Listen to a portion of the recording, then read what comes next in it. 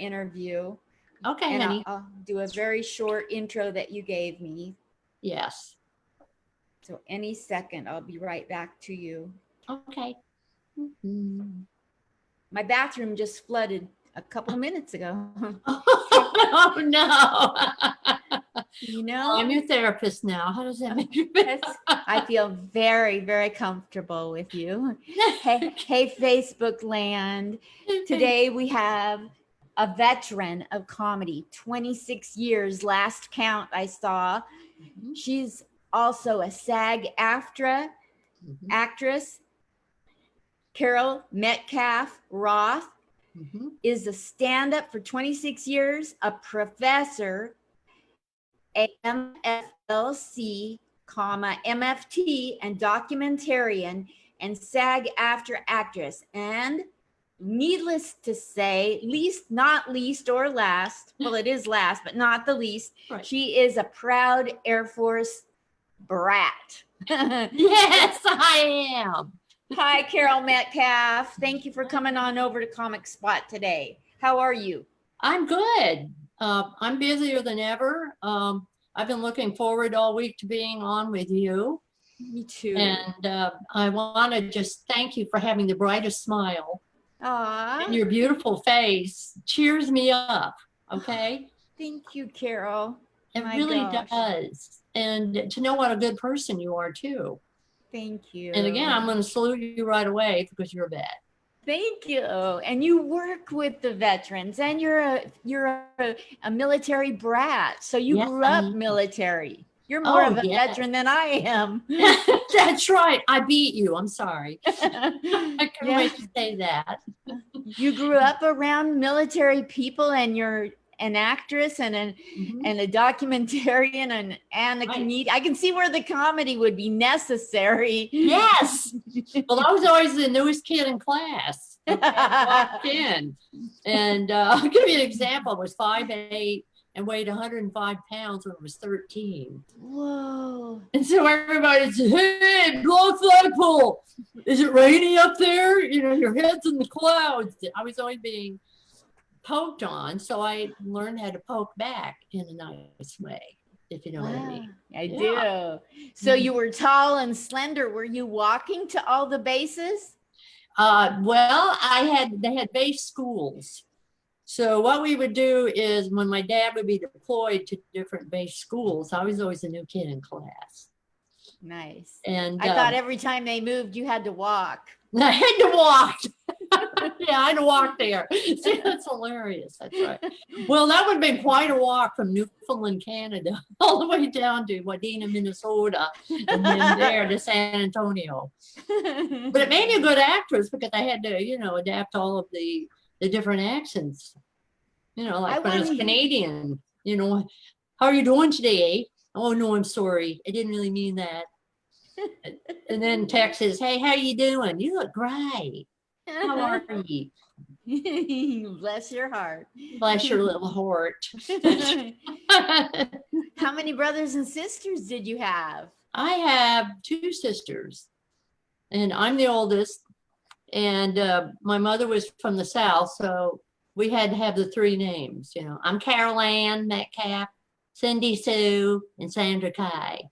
So as soon as we, of course, got old enough, we got rid of the middle name. They never forgave us. Never. Yeah. So what did you do first in your life? Acting or comedy? That is an excellent question. That is a stall That technique. is excellent.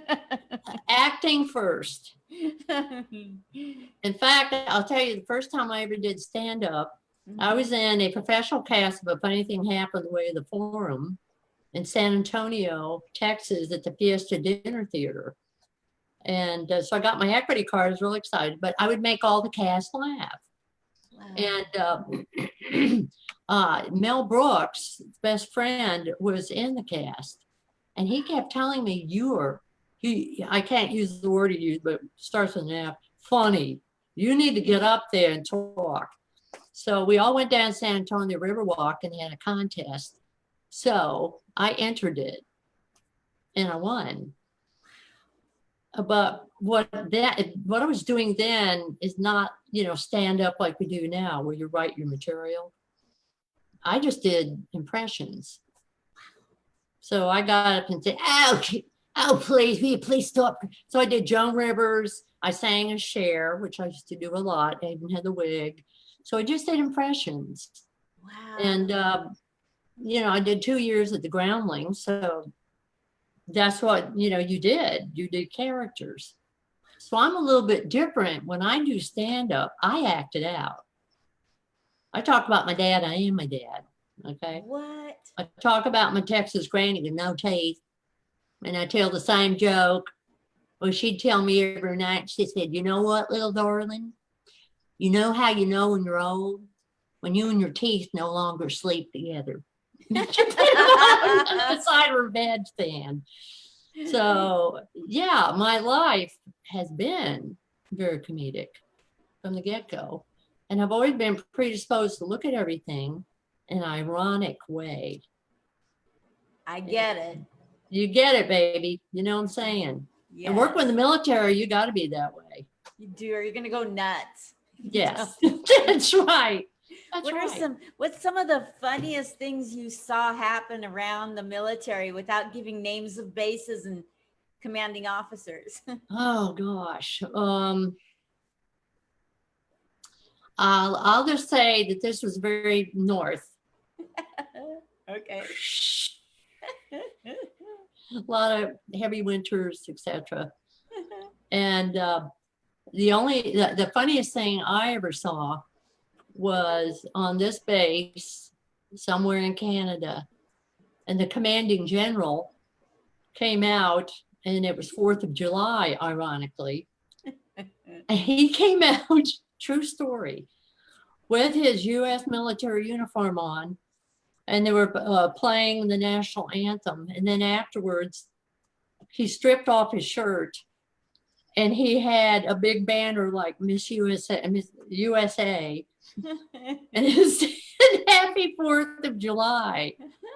And he was a commanding officer that my dad worked under. And I never forgot that ever, because everybody, all his Air Force recruits there were just thrilled because he had a great sense of humor. And it lightened it up because that was the beginning of the Vietnam War. Yes. And that was when folks were, and that was just before my dad passed away. The last war he was involved with was Vietnam. He was in World War II, Korean War, and Vietnam.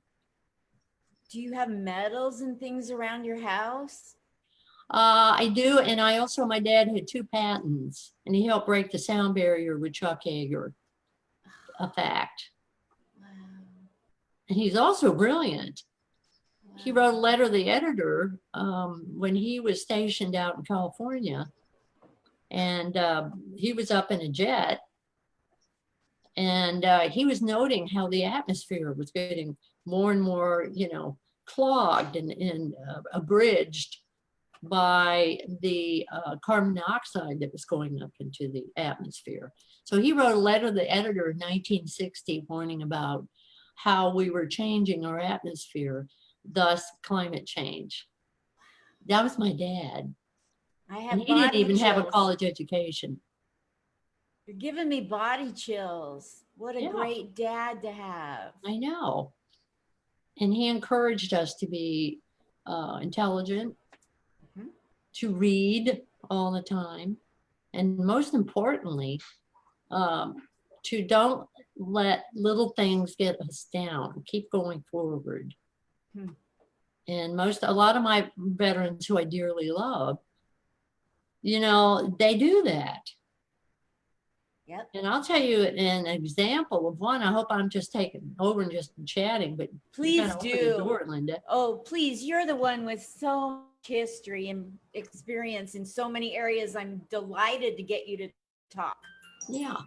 Well, when I was in graduate school at Phillips Institute in LA, I did my professional paper, and I went and talked to my proctor, and I said, I want to write it on the power of humor. And I would like to name it Humor's Healing. And he said, oh, no, I don't think that's a good idea. That's, you might, that was back in the day. That was in the 90s, saying that if you use humor in your office, it's unethical because the client might think you're laughing at them rather than with them. And I said, well, give me a chance. Can I do this? So I was a regular at the Comedy Store back then. So I wrote my paper. He laughed his ass off. And then I said, may I show this and demonstrate it? I brought 5 of my fellow comics who had different things happen to them in their lives and how they coped. And one of my comics was a veteran, and he lost his arm in Vietnam. And he gets up and he says, hey, everybody, I'm sorry I'm late. It's one of those days you think, what am I forgetting? What am I forgetting? Ah! And he looked over at where his arm was. She says, okay, now that I've got through with that, we know what's going on here. And he was hilarious. And it wasn't disrespectful. Everybody loved him. Yes. And would hug him afterwards. Yeah. But yeah, that's why I grew up. I grew up being able to reframe just about anything. Isn't it great to be able to have the superpower to take, like when your bathroom floods and an hour later you can come up with a joke? Right. It makes it all worthwhile. It really does, Linda. And I know that you're a really great comic because that's what we do. I write every day. When something ridiculous happens, I got to write it down. Like I have one of my fellow therapists that got really upset because the door slammed behind them and they couldn't get in their office. And so they were going nuts, and cursing. And so, can I help you? I said, I had a client in the room. And he said, oh, I'm so sorry. Well, the client was laughing and loved it.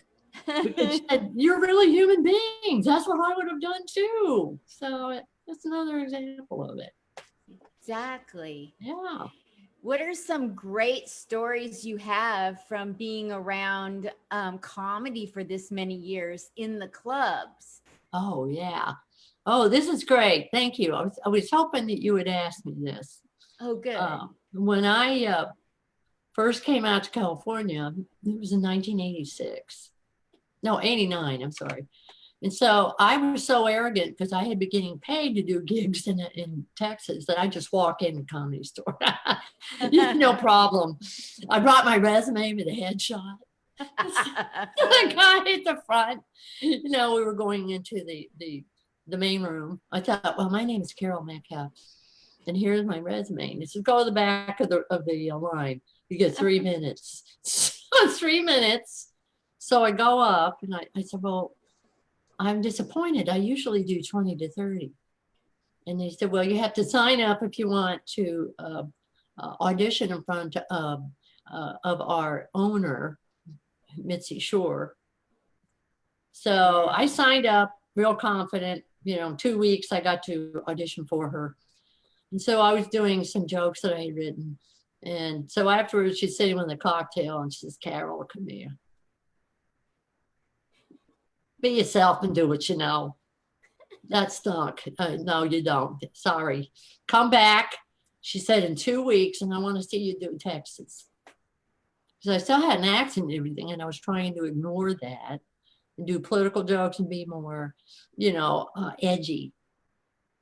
So I came back and did my Texas stuff, my granny, and sang, like I was in a Pentecostal church.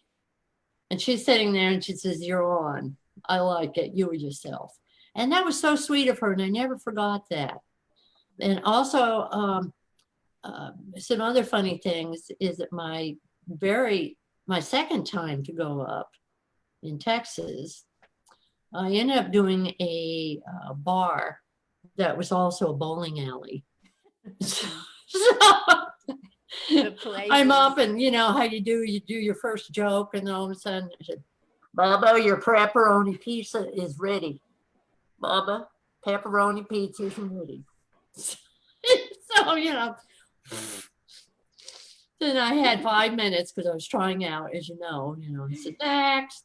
Well, I went back the next week and a drunk guy got up and jumped on the stage. He was drunk with me. He said, you know what, I like the way you look, so I don't know whether to laugh or, but you know what. Like, I said, okay, well, I'm not going back to this club again. So, yeah, those are some of the funny things I think of as being a comic.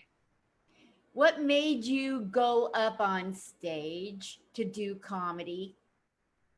Just you knew you were funny, but Right. somebody had to say I dare you, or there had to be a Yes. catalyst. Well, I was dared to go up on stage. Really, from all of the cast, when I did, a funny thing happened the way the forum. And they told me about this club down the Riverwalk. So they were the ones that really got me to go up the first time. I'd been asked before, why aren't you doing comedy? I said, I'm terrified. Because, I was used to being an actress where it's memorized, and if you drop a line, somebody's there to say your line for you, or okay, now I can catch on to this part of the script and just keep going. Yes. But also, going back to, and I have to be honest, the person who really inspired me to be a comic in general was my granny. Oh. Yeah, Alma Mahoney. Oh. And she was the real deal. She was very spiritual, and every day she'd have to remind me how she became a Pentecostal, that she and her Irish family came over during the potato famine, and the grandparents, and then they moved down to Louisiana. And she always told the same story, that they had a big tent revival. It was all African Americans and this wonderful preacher. And she was there working along with her sisters and brothers. And her dad was a circuit preacher on the side when he wasn't drinking. Irish. Anyway, she inspired me, and she'd always tell me the same dream she always had, why she became a Pentecostal, Pentecostal. And she said, you know what? I dreamed that I was standing next to a whale. And I was standing there, and Jesus came up and said, Elma May O'Honey, I want you to drop that bucket and hit the water. She said, I've been a Pentecostal ever since. So I have no idea what that means, but she would tell me that all the time. And she'd always tell me I'm funny, and I needed to get up and tell other people about my story. Wow. Because she was hilarious. She'd tell me her stories all the time. That's amazing. I love that story. Coming from your family, there's nothing better. That's right. That's right. And my dad would always talk about his fellow officers that were around. Well, he refused to be an officer. That's a good story, because he was brought up a Kansas farm boy, and he never drank. There was no alcohol at all. And so when they wanted to, because he was a chief master sergeant, his last designation was chief master sergeant.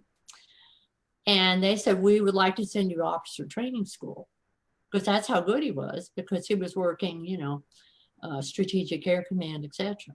And he refused. He said, I don't want to be a panty-waist colonel sitting there with a cocktail. So see, my dad was funny, and he'd say stuff like that. So that's why, of course, I have to be zany. What's the funniest thing that ever came out of your mouth that you did not plan on saying in your life? In my life? Oh my goodness, that's a really good question, Linda. I'm gonna have to really think about that for a second. It wasn't planned. I'll tell you mine. It's military related. Oh, okay. So I was a WAC in Germany, 1 woman, 2,000 men. Yes. And every time I would walk in an office at my headquarters, my colonel would say, he'd stop talking to the guys and look at me and say, they call me the 60-minute man. I got so sick of of hearing it. Right. And I will put up with you twice. The third time, something's Mhm. going to come out unplanned. It's Right. just rote. Right. And so third time I heard it, he said, I didn't know myself well enough to know it was going to happen. Right. So he goes, they call me the 60-minute man. I said, what, to get it up? That was the last time I heard that phrase. All right. That was funny, Linda. That was fantastic. That is fantastic. No more promotions after that. I didn't get Well, burdened with, having to I'm sew going to a tag new- on to that. Now you reminded me, because I had a job where I was hired, okay, Mhm. and I was hired to be a therapist slash program manager, and this was working with uh, kids at risk. All right, and I remember going in, and there were African American, Mexican American kids who I ended up adoring.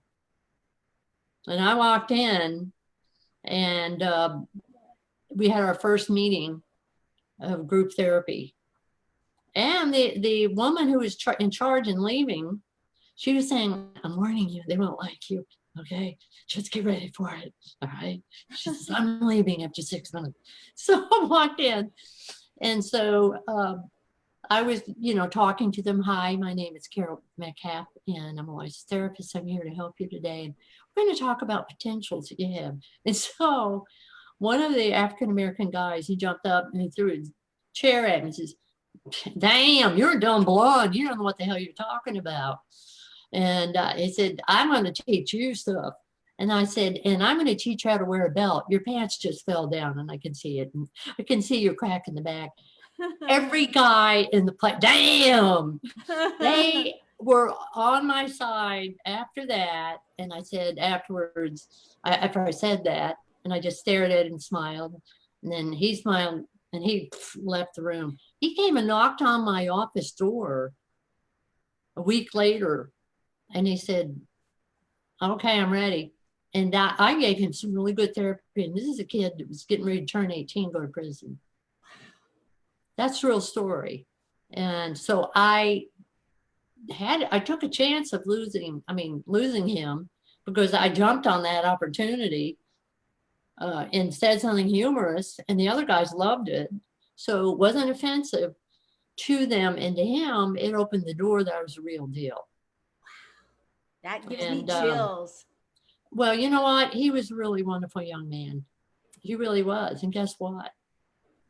He turned out to be a therapist himself later in life. Oh my God, Carol. I had these stories that they sound made up, but it's true. And what I always tell people when they see kids at risk, or you see folks that are homeless on the street, don't make a judgment. No. You don't know them. You don't know their story. They want to be seen. And I see them. And I'm proud of my work doing that. Yes. Thank you so much for the work you do. Thank you. Yes. I'm sure you love all your veterans that you deal with. I adore them. And I'll tell one story that I got schooled by a Marine. And he came up to see me. That's when I was an MFLC, military family life counselor. And so again, he opened the door for him, and I said, hi. He says, you don't look like a therapist. So I said, I know. So he came in, and he was really nice, but he had already endured a brain injury, PTSD. And so we were talking. And I said, be difficult. Yes. And I said, tell me your story. And so he started telling me his story. And I said, I know exactly how you must have felt. And he looked at me and said, you don't have any idea the way I felt. He says, you're a blonde lady from Encino who happened to come in and take this job. And and for a minute, it hurt me, Linda, but then I said, you know what? You're absolutely right. You have to tell me. And I want to let you know I'm here for you. No judgment. Hmm. So he just kind of sat there. I didn't know if he was going to leave or not. But he turned around. He was getting ready to leave and said, you know what? You're honest, and I'm going to give you a chance. And we did some really good work together. That's great. So I my had life's like a movie. yes. It really is. I had a counselor at the VA in Portland, and every time I told her a symptom, she would say she had it. So I turned it into a bit. Of course you did. You had to. That's what we have to do. My sisters tease me and say, I'm not telling you anything that happened at my job or anything, because you'll make a joke out of it. When you come to Austin again, I'll see, and it'll be me. And I said, well, I said, that's because I love you. You're part of the family. Finally, my sister said, you can take anything from my life and use it, because I think she figures I will anyway. That's right. Exactly. That's right. Well, how has your family accepted your comedy life and your acting life? my sisters love it. They adore it. But both my parents, my dad and mom, before they passed, and I moved out to California with my ex-husband, who is Armenian Texan, only Armenian Texan I could find. I always joke. He was in my act. Bartom Baba Merjanian. So anyway, we just took off. So they were not pleased either way. They ended up loving him after a while, but they didn't come to my wedding. And, of course, they were not thrilled I was an actress. And my dad would always say the same thing. He says, look, you're a pretty blonde. I want you to get married to a military man and have 3 kids. Now, that's what you were born to do. I said, sorry, Dad, to disappoint you. I have no interest in that whatsoever. So finally, my dad was proud of me when I did a short film in Texas, and he actually saw that, and he was proud of me. And he said, you really do have it. And then I got my SAG card when I did an international Peugeot commercial, and I showed that to him.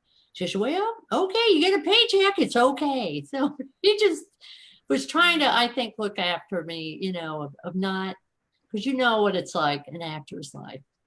Yes. That's why I went back to graduate school, to have a plan B. Yes.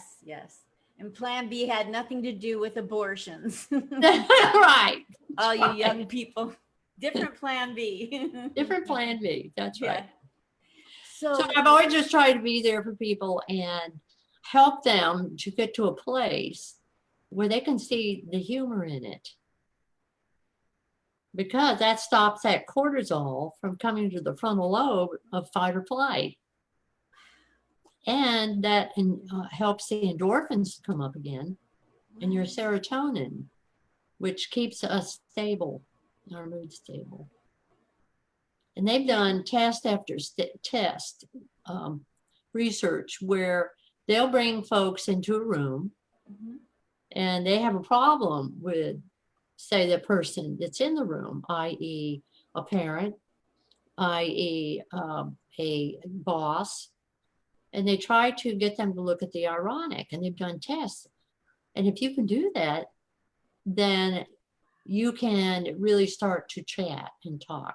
It's like when I do a session, I use humor in my private practice. I always have.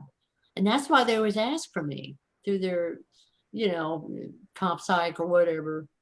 They ask for me. And I had one of the people call me and says, Carol, can I ask you something? You're popular. People always ask, well, what's the secret? And I said, I make them laugh. Oh, so you always make me laugh. And it was one of the nice bookers, to send me out notices about, can you take this client? And I will say one thing, since this is going to be televised, may I mention someone who just retired at Vandenberg Air Force Base? Yes. My friend. I want to say thank you, Linda Crowder, for what you did for military families when I was based there. And she just retired 2 days ago and moved to Colorado. Oh, Hi, Linda. how sweet is that? Yeah. So I've done comedy on the West and the East Coast for Yes. veterans, like veteran stand downs, homeless shelters, VA Right. rehab places. And when I walk in and say hi, I'm not just a prop comic. I've actually, I Right. actually, I can do Yes. some jokes. Can I make some veterans laugh somewhere? And I always get the response, well, you might trigger some people Wow. and get shooed away. It took a year at the Portland VA, me going back calmly, because I'm a patient, I'm a psych patient. They're asking to make their patients laugh.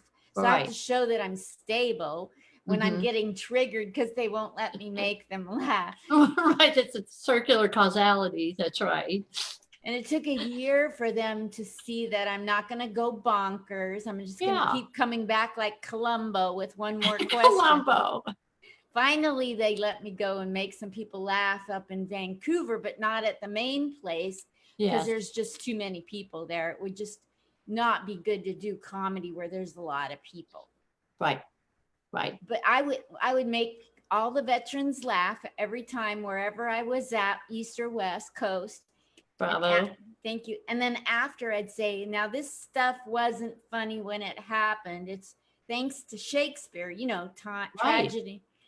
That's right. So if you're at the place in your life where you can talk about any trauma, right. Tell me what it is, and we'll skim the surface and make jokes out of it. If you're at that spot in your life, it'll help you relate to your family. It'll help you to look at the positive. Right. And nobody got triggered. Of course. I've heard that myself. And like I said, when I was going to do my professional paper, I got schooled, may trigger people. It may be that you look like that you're making light of what the client brings into the room. And of course, I understand that. I've been licensed for 20 years. Of course, I understand that. But I also know how to govern what I'm saying and be in the moment. And one thing I'm going to compliment you about, I really adore you for your work. Thank you. And people respect people that are wounded warriors. You walk the walk. Thank you. And that makes you even more special. And I appreciate you talking about that.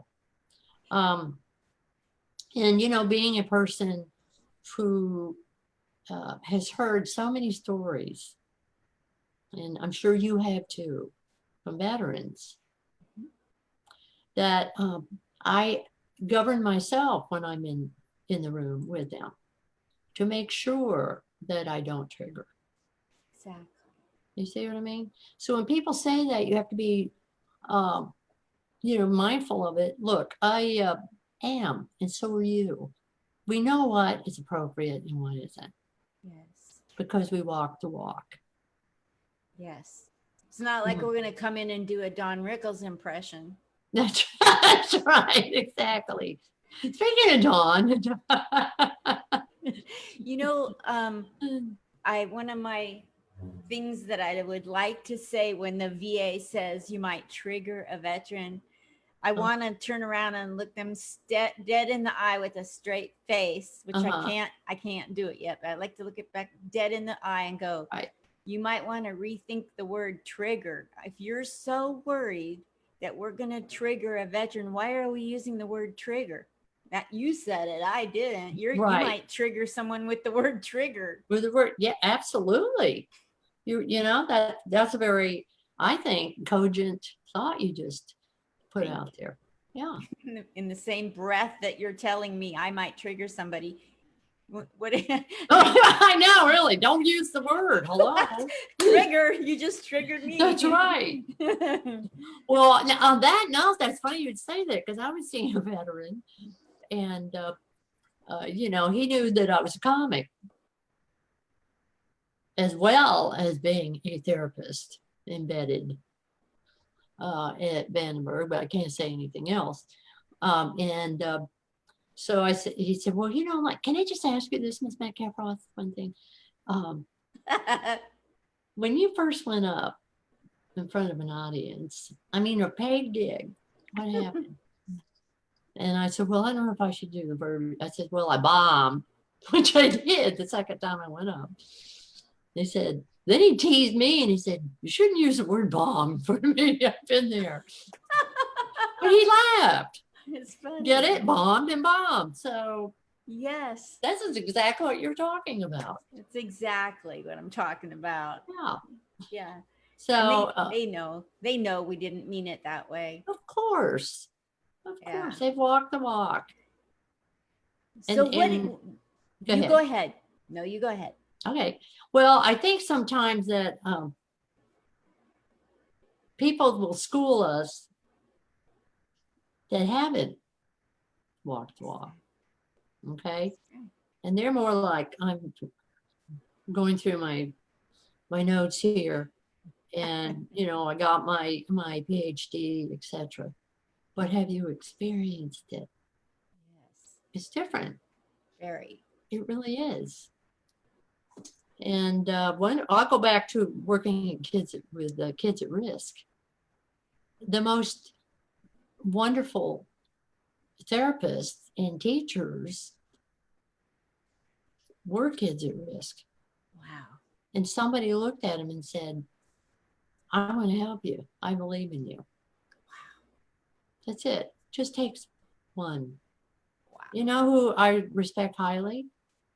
Denzel Washington, one of the greatest actors we have.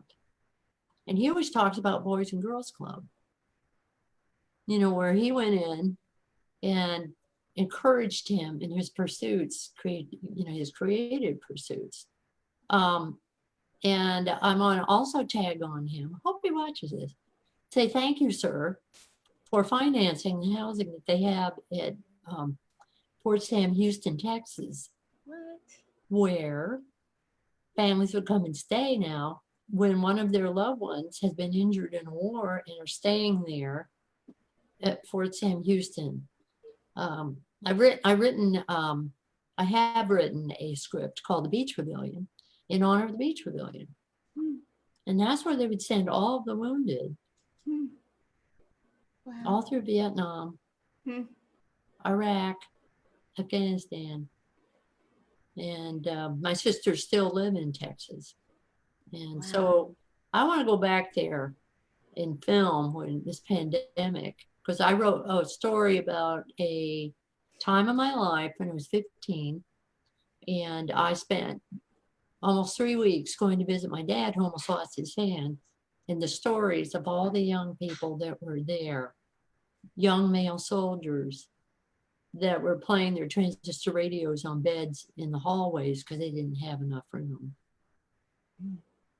Yeah, and making them laugh and being there with them. And they were great singers, storytellers. So again, it's not what happens to you. It's how you reframe it and move forward. Wow.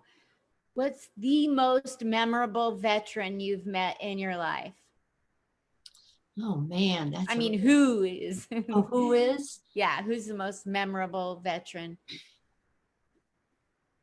The veteran that lost his arm in the war and was able to go up and make a whole audience laugh. And the second one would be a wonderful African-American Special Forces military vet who helped to save his regiment. And they have a really wonderful movie that's coming out because I've worked for, just see the film, The Post. The Post is what it's called. Yes. It's coming out? Yes. It's coming out on, I think, Hulu, and because, you know, they can't have it in film. But it was based on Afghanistan and Jake Tapper did a whole interview about it and talking about it, and the heroes that were in that regiment just back not that long ago. It's 2009. I'll watch it. I'll look for it. Please watch it, because one of the individuals, I can't say anything, Yeah, had met them. That was in that. I have to tell you about the gentleman who is a veteran. I'll never forget. Okay.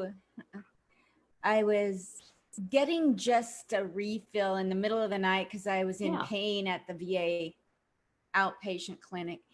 Right. And there's a long line. It wasn't very important. So I said, I'll be right back. I'm going to go get a coffee. Right. You know, you're not that sick if you think right. You can go get a coffee. Get a coffee. Yeah. Yeah. And so I go over there to get coffee, and this guy wheels himself into the cafeteria. Of course, I want to make you laugh, you know. Yes. And I noticed he had a hole in his knee. Wow. So I said, what in the hell are they doing to you here? It was the most profound, you know, like, oh my God, what are they doing to you? He said, well, I've been here 3 months. They did knee replacement, but they didn't order the knee. Oh my goodness. I'm waiting for a knee. And so I said, do you want to hear some jokes? I did my set for him. And he was crying through my set. And it's like, oh, I did trigger. No, I said, well, that's all I had for you. And he goes, do you know what it does to us when you make us laugh? And I said, no. And he said, the last time I heard anybody tell jokes to me was when I was in Vietnam and Bob Hope came. Yep. And this was maybe a year ago. Wow. The last time he's had anybody bother to make him laugh. Wow. And it reminded him of Bob Hope coming to Vietnam. Wow. Bob Hope was such a hero. Salute him. I mean, damn. Salute him. And those little lonely Air Force kid, we'd be watching him in reruns of our show of shows with Sid Caesar. And that first inspired me too, to, you know, write down jokes, start writing in general. You know, I'm writing my films and do my documentary on it. It only hurts when I don't laugh. I'll send that to you. But and then last but not least, I am currently and have been for 4.5 years running a veterans group at the Friendship Center in Montecito here in Santa Barbara. Wow. And when I first started it, I had veterans from World War II up to Afghanistan. And they shared with each other, and we joked, we laughed. They did a story on it, the news press here, of just being one, and everybody would say the same thing. It's the way it is. They all understood that phrase. That's the way it is. They all understand that nobody really, unless you've gone through that, have that awareness. It doesn't mean you're better than anyone else, but it's just that you get it. Yes. And they're there for each other. There's such a camaraderie among veterans. Yes, that's right. I have some funny vets. Do you? Oh, yeah. You know, they send me jokes all the time. One of the jokes for the vets was, what did the stoplights say to the car? I'm changing here. So, you know, they're hilarious. My dad was hilarious. And also, I'll share this with you, folks that have gone through catastrophic diagnoses physically. Some of the funniest people I've known. Really? Yes, I did comedy with a comic who had cerebral palsy, and you know, he was up at the Comedy Store one night, and so, you know, like this, And you know, they were filming it that night. He said, "Don't adjust your TVs. I really am like this." So he immediately jumped on it. We see it. Everybody, shh, we don't want to talk about it. But here's the deal. I love that. Yeah. And my granny would always say that. I love, again, back to my granny. And she would always say, "You know what? I know I'm old. I'm Irish. I don't have any more teeth, but that neighbor's looking good." That's adorable. But she was hilarious, and she loved me, and I loved her desperately. You know, she was really my mother. We won't get into my real mother, but we're going to talk about it. Granny was really my mother in that. She would always tell me, "Little darling, you can do anything." Oh, she would. And one thing I loved about her, she walked the walk.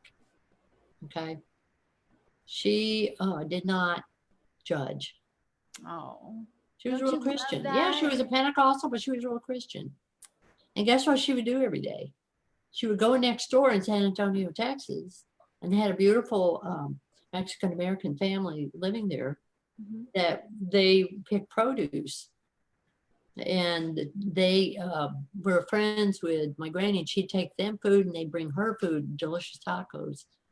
And they were, when I would come and stay with my granny from the Air Force bases, they would always say, one of the little girls, she said, "I'm going to go to college and I'm going to be a professor." And she did. And they gave back to America. Yes. And I'm going to say that because I don't want to get political for a minute, but we're all equal. Yes, we are all equal. All equal. Yes. And someday people will get it, hopefully. Yes. Sooner than later. It's about time. It's about time, sweetheart. Yes. But you know what? I love you very much. I want you to know that. And I love you very much. Thank you for all that you do. Thank you for all you do. This is a mutual admiration society. Are you sure we're not related? I mean, we're connected at the heart. Yes, we are. Thank you so much for the time. Thank you, honey. Now that you graduated and made it through without dying in my interview process, yes. Then you're welcome back anytime you want to plug anything at all. Thank you. Let me know. Oh, yes. Laughing Through It. Okay. That is my podcast and comedy every week. And I'm going to do this on the air. I want you to be on it. Yes, please. Thank you. I'll send you details. You do that. I'll clear my calendar as best I can, as soon as I can for you. But thank you so much for having me on your show and thinking of me. Oh my gosh, I'm so glad I got to know you. And please, I don't care if you come back monthly with stories. Well, I can do that. I would love it. Same goes to you. I'm inviting you back monthly, Carol Metcalf. Thank you. Thank you. Anytime you want to tell more stories, then I can spread out the time I use on T-Mobile. Yes. Let's do it. Okay. Monthly. All right. I'll send you information about mine too. Okay. All right. You got it. Gorgeous. Have a wonderful night. Bye, gorgeous. Love you. Bye, Bernie. Yeah. Bye, Bernie. Bye. Bye. Love Bye, you. cutie. Love Bye. you. Everybody's talking at the comic spot. The comic spot. The comic spot. Everybody